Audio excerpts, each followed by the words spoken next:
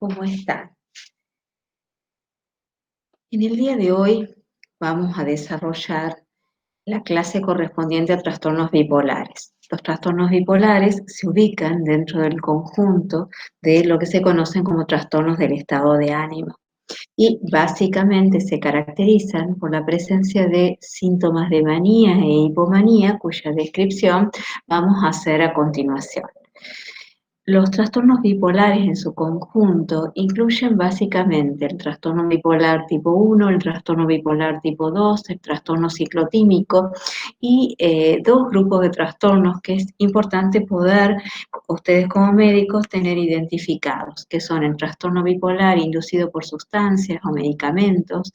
De hecho, es frecuente que los pacientes puedan desarrollar síntomas de la serie maníaca o hipomaníaca como consecuencia del uso de medicamentos como los corticoides o como consecuencia de la presencia de alguna afección médica como puede ser el hipertiroidismo. De ahí la importancia que ustedes como médicos registren la posibilidad de que esto ocurra como para poder diagnosticar y hacer básicamente el diagnóstico diferencial correspondiente. A partir de ahora, lo que vamos a describir corresponde a lo que se conoce como trastorno bipolar tipo 1, trastorno bipolar tipo 2 y trastornos ciclotímicos. Los trastornos bipolares tienen una prevalencia a lo largo de la vida, desde el punto de vista epidemiológico, de alrededor del 2,1%. Si consideramos la frecuencia según sexo, se observa que el trastorno bipolar tipo 1 afecta por igual a hombres y mujeres, mientras que el trastorno bipolar tipo 2 es más común entre las mujeres. La edad de inicio de los trastornos bipolares se ubica hacia el final de la adolescencia, entre los 20 y los 30 años, pudiendo incluso iniciar la clínica de los trastornos bipolares en etapas más tempranas de la vida. La importancia que tiene desde el punto de vista del reconocimiento temprano y del tratamiento, sobre todo el tratamiento de mantenimiento de estos pacientes, es que si estos trastornos se dejan librados al azar, la probabilidad de que las personas lleguen a consumar el suicidio es de alrededor del 15%, observándose que entre el 25 y el 50% de los pacientes con trastorno bipolar realizan a lo largo de su vida algún intento de suicidio. De ahí la importancia de poder estar prevenidos para anticiparse, intentando prevenir la llegada de una consumación del suicidio. Es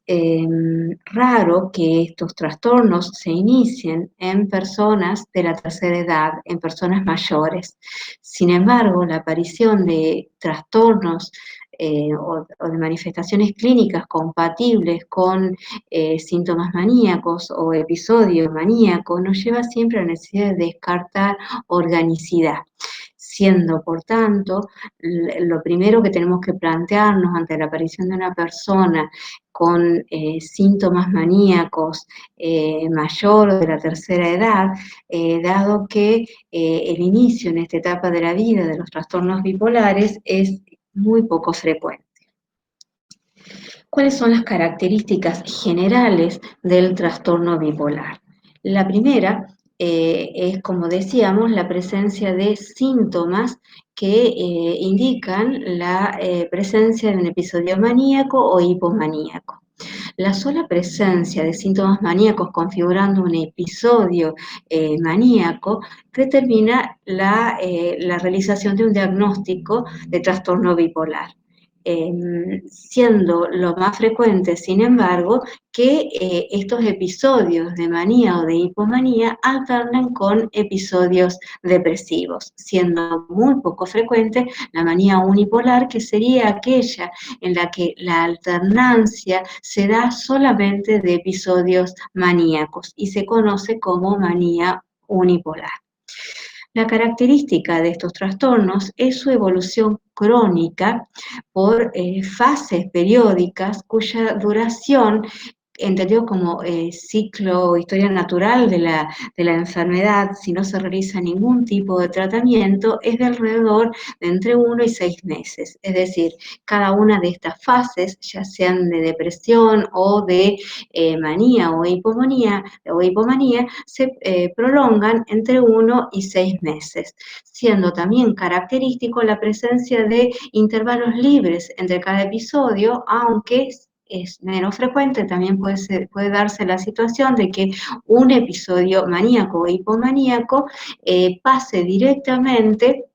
a un episodio depresivo o viceversa.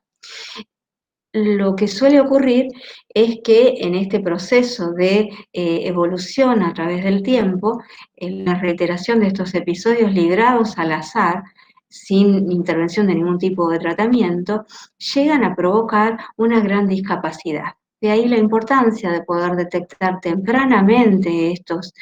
trastornos e iniciar un tratamiento precoz, ya que esta reiteración a través del tiempo produce un impacto muy grande en la vida personal, en la vida familiar, en la vida laboral de estas personas, en las relaciones interpersonales, por lo que es importante poder sostener a través del tiempo un tratamiento psicofarmacológico complementado, de ser necesario, con diferentes abordajes de tipo psicoterapéuticos, con la finalidad de evitar el desarrollo precisamente de esta discapacidad. Una de las dificultades que plantea el trastorno bipolar es que su diagnóstico suele retrasarse aproximadamente 10 años. Esto se debe a que el 75% de los trastornos bipolares comienzan con episodios de tipo depresivos. Y muchas veces lo que ocurre es que no se diagnostica tempranamente o no se piensa tempranamente en el trastorno bipolar, siendo hoy precisamente el gran desafío dentro de la psiquiatría es la posibilidad de pensar en la presencia de un trastorno bipolar ante la aparición de un episodio depresivo. De hecho, el diagnóstico de trastorno depresivo recurrente o depresión mayor debería plantearse una vez pensado y descartado la posibilidad de un trastorno bipolar. De hecho, la clínica de las depresiones bipolares tiene ciertas características que ayudan en su diagnóstico, de forma tal que es importante asumir este desafío de achicar esa brecha de 10 años, pudiendo diagnosticar lo más tempranamente posible el trastorno bipolar, con la finalidad de limitar la aparición de la marcada discapacidad que se suele ir produciendo al reiterarse los episodios a través del tiempo. Uno de los problemas que indudablemente tiene el diagnóstico del trastorno bipolar es que muchos pacientes se sienten bien ante la presencia de síntomas típicos de los episodios hipomaníacos, con lo cual difícilmente reportan estos síntomas a los profesionales tratantes, lo cual hace también más difícil el diagnóstico del trastorno bipolar. Muchas veces estos pacientes llegan a consultar por sus síntomas depresivos y se inicia un tratamiento pensando que se está ante una depresión mayor, y de hecho la instauración de tratamientos con antidepresivos puede generar lo que después vamos a describir como switch maníaco o viraje hacia la manía, y con esto dificulta o favorece, mejor dicho, favorece la aparición de la discapacidad de la que estábamos hablando. ¿Cuáles son los síntomas que caracterizan a un episodio o fase maníaca? Básicamente, uno de los, de los síntomas característicos corresponde a la euforia, la que,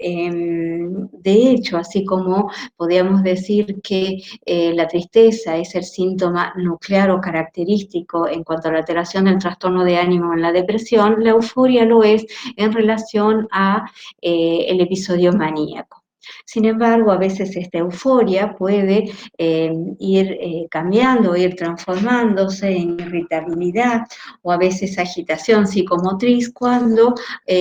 cualquier situación impide a la persona desarrollar los síntomas o las manifestaciones características de su hiperactividad que llevan a que realice múltiples actividades, la mayoría de las cuales no llegan a ser efectivas en cuanto a cumplir con el objetivo de dichas actividades. De hecho, los pacientes maníacos suelen iniciar numerosos proyectos, pero difícilmente llegan a terminarlos, lo que implica que esta hiperactividad es una hiperactividad de tipo no productiva. Otra de las características a nivel de el sueño es la disminución de la necesidad de dormir. Estos pacientes pueden llegar a dormir 2 o 3 horas por día, que va generando en ellos, junto a la hiperactividad, muchas veces un impacto importante en su estado físico, en tanto en cuanto a nivel del apetito a veces suele observarse un aumento de la ingesta de alimentos. Sin embargo, la hiperactividad que acompaña a estos síntomas genera en ellos una importante pérdida de peso. A nivel del pensamiento suele observarse una aceleración importante del pensamiento con una tendencia a asociaciones muy rápidas que generalmente están relacionadas con una paraprosexia, es decir, una disminución de la atención voluntaria y un aumento de la atención espontánea, de forma tal que la atención del paciente va cambiando su foco en función de los estímulos, distrayéndose ante cualquier estímulo. Esto se refleja a nivel de una aceleración del pensamiento y a nivel también de lo que se conoce como verborrea, locuacidad, muy característica en estos pacientes, que puede llegar en formas más severas, en formas más graves, a una verdadera fuga de ideas, en tanto y en cuanto esta dificultad para mantener el foco de la atención y estar permanentemente cambiando de un tema a otro hace muy difícil seguir el hilo de el pensamiento y el hilo de el discurso de estas personas. Otra de las características a nivel del pensamiento es la aparición de ideas de grandeza, ideas de megalomanía, que en las formas graves pueden llegar a adquirir características de ideas delirantes que configuran o que llevan a constituir lo que se denomina episodios maníacos con síntomas psicóticos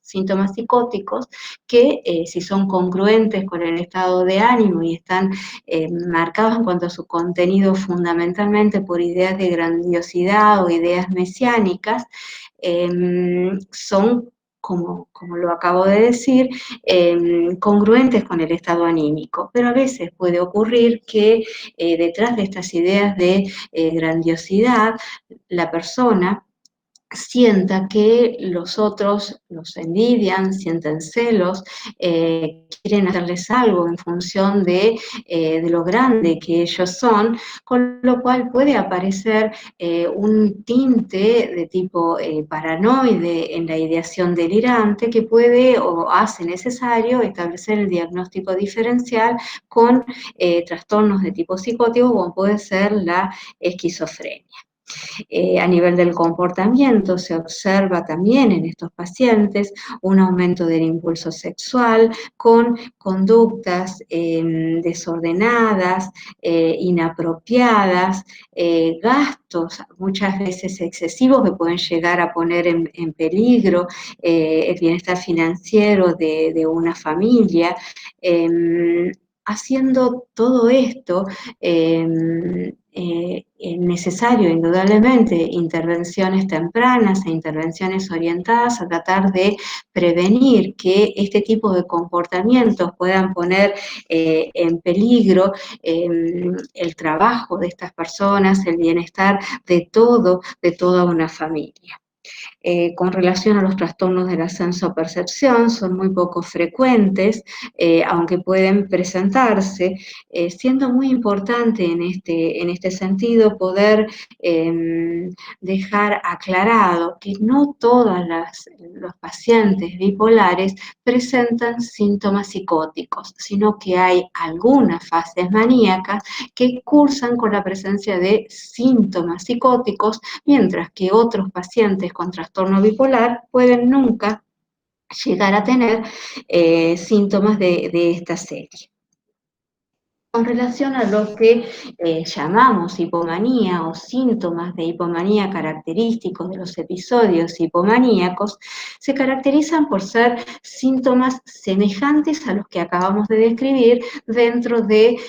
los episodios maníacos. Sin embargo, la intensidad de estos síntomas y la cantidad de estos síntomas suelen estar más atenuados. El hecho de estar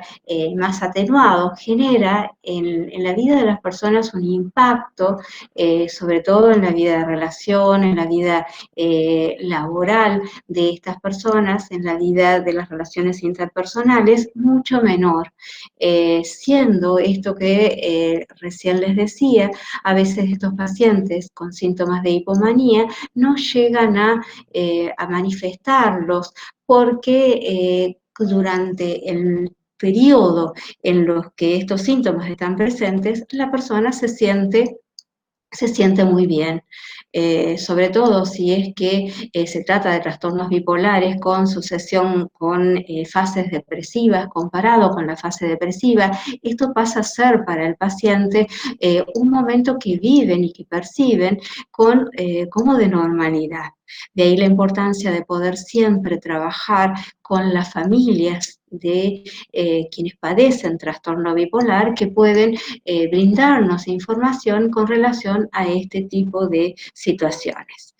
¿Cuáles son los síntomas característicos? Aumentos de autoestima, exageración de las propias capacidades, embarcarse en demasiadas cosas al mismo tiempo, lo cual los pacientes los hace sentir que son sumamente productivos. En la hipomanía a veces puede ocurrir que haya un aumento de la creatividad, aunque habitualmente esto no es así porque este aumento de actividades no suele ser efectivo en cuanto a que no terminan muchas veces las actividades que inician. También se observa un aumento de sociabilidad, de locuacidad, de esto de gastar más de lo habitual, de dormir menos de lo habitual, siendo este último síntoma, el de dormir menos de lo habitual, un síntoma que muchas veces es indicador del inicio de un episodio de tipo afectivo de la serie maníaca o hipomaníaca, que es importante enseñar a la familia o a la propia persona que padece un trastorno bipolar la aparición de este síntoma como indicador de un inicio o de una recaída de un episodio de tipo hipomaníaco. Hablar en voz alta sin tolerar interrupciones,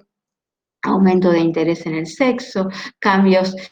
bruscos del humor, una gran emotividad, pudiendo a veces alternar de la risa al llanto de una manera muy rápida. A continuación vamos a describir los principales tipos o subtipos de trastorno bipolar. El primero que vamos a describir es el trastorno bipolar de tipo 1. Esto que tenemos en la pantalla corresponde a lo que denominamos, y los psiquiatras lo usamos mucho, como gráfico del humor, y lo usamos como una manera de poder graficar la evolución que va teniendo un paciente a través del tiempo, lo cual nos ayuda en la posibilidad de establecer y de seguir la evolución, establecer un diagnóstico y de seguir la evolución del paciente. La línea media de este gráfico correspondería a lo que podemos denominar eutimia o estado anímico normal. En la parte superior corresponde a la aparición de hipomanía en la línea de puntos y en la parte superior del gráfico, la línea continua, a lo que sería la manía. El trastorno bipolar de tipo 1 se caracteriza precisamente por la aparición de síntomas maníacos o de síntomas mixtos, junto alternando con episodios de tipo depresivo. Estos episodios maníacos, como vemos, pueden alternar con episodios mixtos que tienen la característica que durante ese periodo coexisten en quien lo padece síntomas de la serie depresiva con síntomas de la serie maníaca,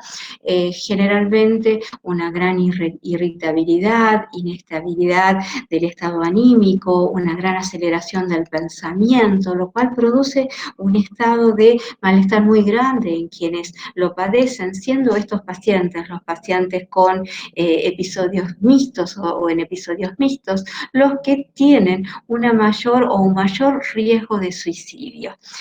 Todo lo cual nos lleva a ser o estar muy atentos ante este tipo de situaciones, siendo muchas veces estos pacientes, sobre todo en aquellos en los que el riesgo de suicidio es muy alto, necesario ser tratados inicialmente hasta que el tratamiento comience a dar respuesta bajo régimen de internación. El trastorno bipolar de tipo 2, a diferencia del tipo 1, los episodios que se presentan no son episodios de manía, sino que son episodios de hipomanía. Es decir, lo más habitual, la alternancia de episodios de tipo depresivo con episodios de tipo hipomaníaco, configurando de esta forma lo que se conoce como trastorno bipolar de tipo 2. Y por último, para terminar con la descripción de los trastornos clínica de los trastornos bipolares, lo que se conoce como trastorno ciclotímico. El trastorno ciclotímico es un trastorno que tiene la característica de ser un trastorno del estado de ánimo más persistente, en el que se observan periodos o fases de síntomas que no llegan a configurar ni una manía ni una depresión, alternando el estado de ánimo del paciente entre síntomas de tristeza y síntomas de hipomanía, pero que nunca en cuanto a su intensidad y en cuanto a su duración llegan a constituir fases o periodos o episodios ni de manía ni de depresión. La característica es que esta persistencia para hacer el diagnóstico de trastornos ciclotímicos, de esta alternancia del estado de ánimo, debe haber durado por lo menos 2 años. Bueno. Con relación a la etiopatogenia del trastorno bipolar, si bien es cierto, y como venimos repitiendo a lo largo de las diferentes clases, la pluricausalidad es algo que está en la base de este tipo de trastornos, sin lugar a dudas, los factores de tipo biológicos son los factores más importantes en la etiopatogenia del trastorno bipolar. Con relación a los factores genéticos, puede verse que quienes tienen familiares cercanos que presentan trastornos bipolares tienen hasta 10 veces más de posibilidades, de probabilidades de desarrollar un trastorno bipolar que la población general. El peso o la importancia de los trastornos o de las alteraciones de los factores genéticos es tan importante que se puede observar que existen diferencias genéticas que se expresan estas diferencias genéticas en las formas clínicas y en el curso que tienen estos diferentes tipos de trastorno bipolar. En este sentido, por ejemplo, se observa que en aquellos pacientes que tienen o que son cicladores rápidos, que son pacientes en los cuales se presentan 4 4 o más ciclos de alteraciones del estado de ánimo a lo largo de un año, son pacientes que suelen tener una mayor carga genética y que existen diferencias en cuanto a la herencia de lo que sería, por ejemplo, el trastorno bipolar de tipo 2 con relación al trastorno bipolar de tipo 1. Desde el punto de vista bioquímico se observan también alteraciones a nivel de la neurotransmisión. Los sistemas de neurotransmisión que están involucrados fundamentalmente en el trastorno bipolar son el sistema de neurotransmisión noradrenérgico, observándose que estos pacientes suelen tener en la fase maníaca aumentos de metabolitos de la adrenalina, noradrenalina, como es el MOPEC, tanto a nivel de el líquido cefalorraquídeo como de la orina. También puede observarse que existen alteraciones a nivel de neurotransmisión dopaminérgica con un aumento de la transmisión dopaminérgica, y también están involucrados los sistemas serotoninérgicos. Desde el punto de vista neurobiológico también se observan alteraciones a nivel endocrinológico. De hecho es muy frecuente que en las formas mixtas, en los episodios mixtos, sea frecuente la presencia de hipotiroidismo, hipotiroidismo de tipo subclínico, todo lo cual nos lleva en los pacientes con trastornos bipolar a valorar el funcionamiento de su sistema tiroideo, estando muy frecuentemente alterado. También se observan alteraciones a nivel de neuroimágenes, observándose que es frecuente en los pacientes con trastorno bipolar la existencia de aumento del tamaño de los ventrículos, ensanchamiento de los surcos, atrofia del vermis cerebeloso, todo lo cual aboga acerca de la importancia que tienen los factores biológicos en el origen de los trastornos de tipo bipolar. Aunque estas alteraciones en las neuroimágenes no son específicas, pero indudablemente nos están hablando acerca de la relación del trastorno bipolar con los factores de tipo biológicos. Con relación a los factores psicosociales, puede observarse que al inicio del trastorno bipolar, al inicio de los primeros episodios depresivos o maníacos, es frecuente observar como antecedente en el desencadenamiento el haber atravesado situaciones o sucesos vitales estresantes. Sin embargo, a medida que la enfermedad va evolucionando, tienden cada vez a ser menos importantes y menos significativos estos sucesos o estos factores estresantes en el desencadenamiento de los episodios, que empiezan como a independizarse de los factores medioambientales, siendo o teniendo una evolución también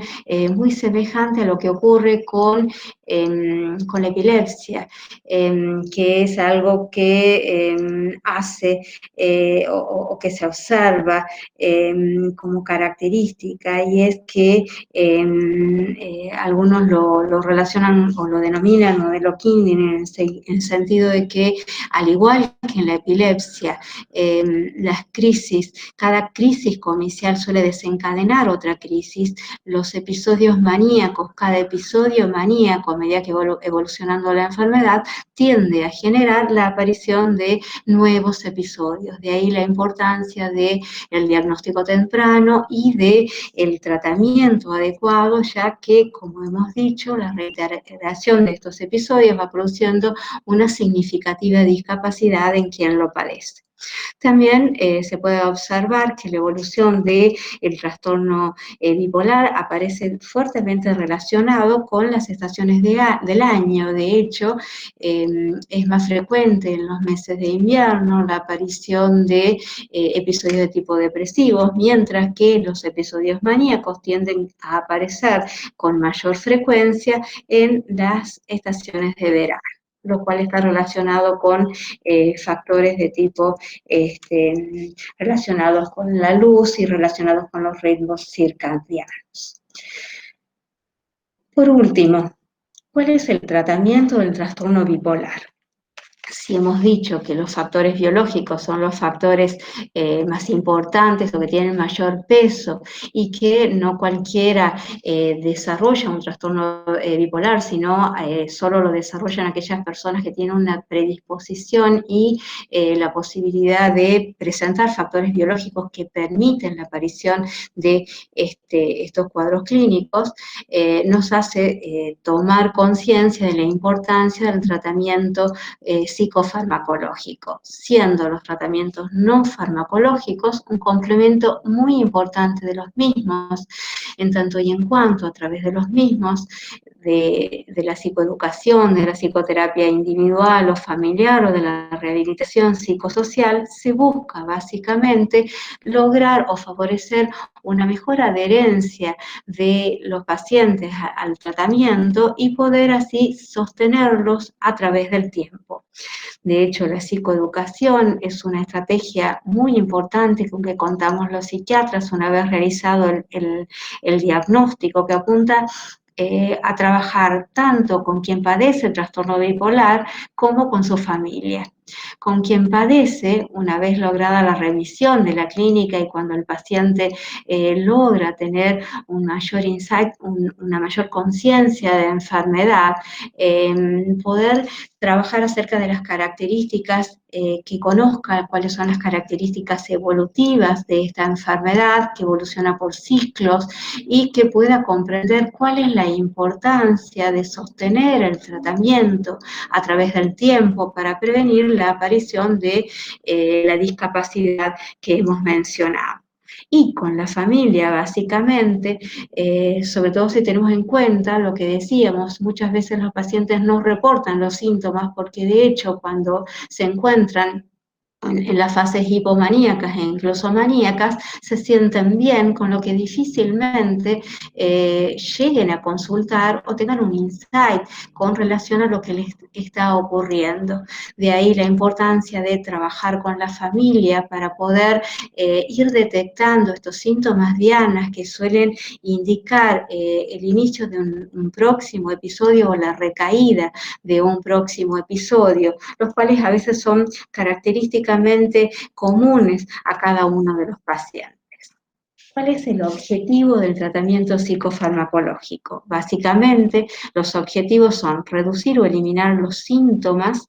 mejorar el funcionamiento general del paciente y minimizar el riesgo de recaídas y recurrencias. Esto último es lo que hace, o este último objetivo es lo que determina, y esto es muy importante que ustedes como médicos lo conozcan, que el tratamiento del trastorno bipolar desde el punto de vista psicofarmacológico, en esto no hay consenso, algunos dicen a partir del primero u otros hablan a partir del segundo episodio, es de una duración indefinida, es decir, debe mantenerse a lo largo del tiempo para evitar la aparición o prevenir la aparición de nuevos episodios o la recaída de estos episodios. Y esto es importante porque ustedes como médicos pueden ayudar cuando tengan pacientes por otros tipos de patologías a promover o a favorecer la adherencia y la conciencia de estas personas acerca de la importancia de sostener los tratamientos iniciados a través del tiempo, o de al iniciar o al aparecer síntomas pueden indicar la aparición de un nuevo episodio, consultar inmediatamente, promoviendo precisamente esta necesidad en el paciente y en su familia de consultar al especialista. Los psicofármacos utilizados para el tratamiento del trastorno bipolar se denominan genéricamente estabilizadores del estado de ánimo. Para que un psicofármaco sea considerado estabilizador del estado de ánimo, debe tener como característica la de mejorar una de las fases del trastorno bipolar sin empeorar la otra fase ni acelerar la velocidad del ciclado. Tiene que, por su parte, mejorar también el episodio agudo sin empeorar el curso de la enfermedad. Y tiene que disminuir la frecuencia, intensidad y periodicidad de los episodios afectivos. Esto lo vamos a ver con mayor claridad cuando veamos psicofarmacología. Sin embargo, es importante que lo vayamos viendo. Esta definición de estabilizador del estado de ánimo nos hace no considerar como estabilizador del estado de ánimo a los antipsicóticos típicos. Los antipsicóticos típicos solemos usarlos para estabilizar a los pacientes en la fase aguda, usando sobre todo antipsicóticos del tipo del haloperidol, la levomepromacina, con la finalidad de disminuir la agitación, la excitación del paciente, o si tiene síntomas psicóticos, los síntomas psicóticos, pero lo usamos solo en la fase aguda y los retiramos porque el continuar con antipsicóticos típicos corre el riesgo un paciente en una fase maníaca de producirse un viraje a una fase de tipo depresiva. Lo mismo ocurre con los antidepresivos, que tampoco son usados o se procura no usarlos, y salvo situaciones muy puntuales pueden llegar a ser usados o determinado tipo de antidepresivos, pero idealmente no usarse, no los usamos en las fases de depresión, en los episodios de depresión del trastorno bipolar, porque pueden producir un viraje hacia la manía, es decir, la aparición o el desencadenamiento de un episodio de tipo maníaco. De forma tal que entendemos o usamos solamente como estabilizadores del estado de ánimo en este momento al litio, que fue el primer estabilizador del estado de ánimo que comenzó a utilizarse, a anticonvulsivantes como el ácido valproico, la carbamazepina y la lamotrigina, y a antipsicóticos atípicos como la quetiapina, la olanzapina, la risperidona, la clozapina, la acenapina y el aripiprazol. Es decir, solamente el litio, los anticonvulsivantes y los antipsicóticos atípicos demuestran tener eficacia desde el punto de vista de la estabilización del estado del ánimo, y por eso se los considera estabilizadores del estado de ánimo, y son los psicofármacos que se emplean en el tratamiento del trastorno bipolar. Es muy importante esto que les decía, sobre todo porque es muy común hoy en día que los médicos generalistas usen y abusen de los antidepresivos. Los antidepresivos son psicofármacos muy nobles, pero deben ser usados con indicaciones precisas para pacientes con cuadros depresivos en los cuales se haya descartado la existencia de bipolaridad o un riesgo elevado, como son ciertos tipos de depresiones, de desarrollar trastorno bipolar. En tanto y en cuanto el antidepresivo puede generar un viraje del paciente de sus síntomas depresivos a la manía, con todo lo que implica, sobre todo en lo que venimos insistiendo con respecto al impacto en la funcionalidad de quien presenta un trastorno de tipo bipolar. Para ir terminando, y un poco para que tengan un conocimiento, porque no son ustedes, no son los médicos generales los que realizan el tratamiento psicofarmacológico del trastorno bipolar, sino que es de exclusiva responsabilidad de los médicos psiquiatras, pero es importante que puedan tener una idea acerca de las fases que tiene este tratamiento, sobre todo si pensamos en la importancia que pueden favorecer o promover la adherencia y la continuidad de los pacientes con trastorno bipolar a su tratamiento. Gráfico, tomando como punto de partida el gráfico del humor, nos muestra las distintas fases hacia la derecha de lo que sería el tratamiento psicofarmacológico. Iniciamos el tratamiento cuando el paciente tiene en la fase aguda la presencia de todo el cotejo sintomático que recién hemos descrito. Al iniciar con el empleo del tratamiento con los estabilizadores del estado de ánimo, llamamos respuesta a la disminución significativa, se habla de un 50%, lo cual se realiza a través, se valora a través de la aplicación de distintos cuestionarios en los cuales se pueda valorar objetivamente la disminución de los síntomas, entendiéndose por respuesta cuando se produce una disminución del 50% de los síntomas. Pero la fase aguda, que es la fase inicial del tratamiento con estabilizadores del estado de ánimo, se extiende hasta la remisión. La remisión sería aquel momento en el que el paciente, podemos decir, ha vuelto a la normalidad, a esto que cuando describíamos la clínica denominamos eutimia o estado anímico normal. A partir de este momento se inicia la segunda fase, que es la fase de continuación. La fase de continuación se prolonga aproximadamente 8 semanas y básicamente tiene el objetivo de prevenir la recaída, entendiéndose por recaída la aparición de nuevos síntomas hipomaníacos, pero dentro de la misma fase maníaca, es decir, se busca con la fase de continuación prevenir la aparición de la reaparición de los síntomas maníacos del episodio por el cual estamos tratando al paciente. A continuación de estas semanas, habitualmente 8 semanas, se inicia lo que se denomina el tratamiento de mantenimiento. Este tratamiento de mantenimiento,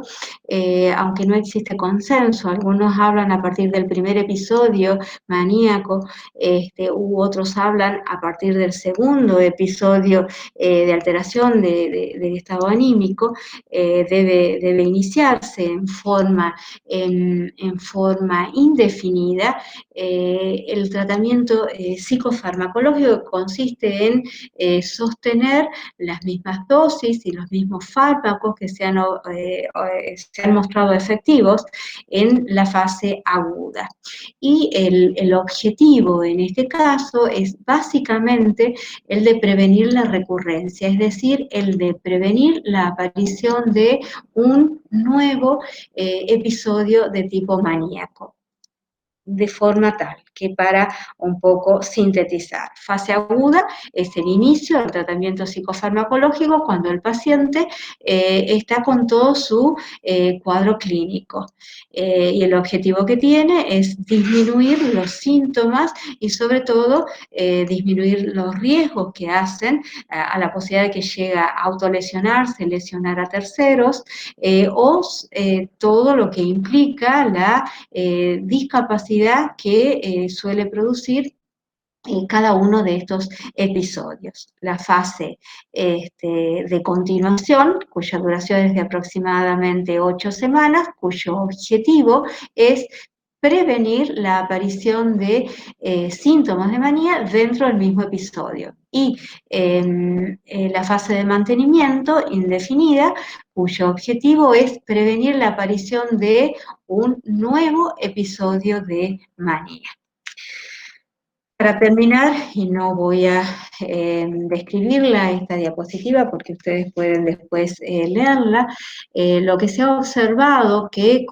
de acuerdo a la investigación, la evidencia lo que nos muestra es que